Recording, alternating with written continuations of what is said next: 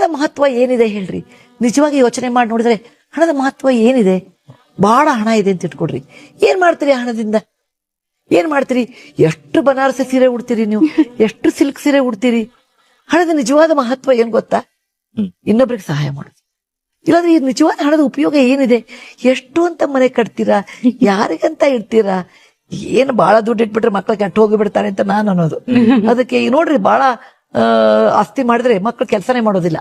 ಅದಕ್ಕೆ ನೀವು ಇಡೋಷ್ಟು ಇಡ್ಬೇಕು, ಇಡಬಾರ್ದು ಅಂತಂದಿಲ್ಲ. ಮಕ್ಕಳನ್ನ ಬಿಕಾರಿ ಮಾಡಿ ಕೆಲಸ ಮಾಡಿ ನೀವು ದಾನ ಮಾಡಿ ಅನ್ನೋದಿಲ್ಲ. ಇಡೋಷ್ಟು ಮಕ್ಕಳಿಗೆ ಇಡಿ, ಉಳಿದ ಜನರಿಗೆ ನಾವು ಮಾಡ್ಬೇಕು.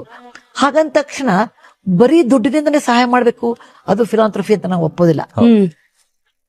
ಫಿಲಾಂಥ್ರಫಿ is love fellow human being.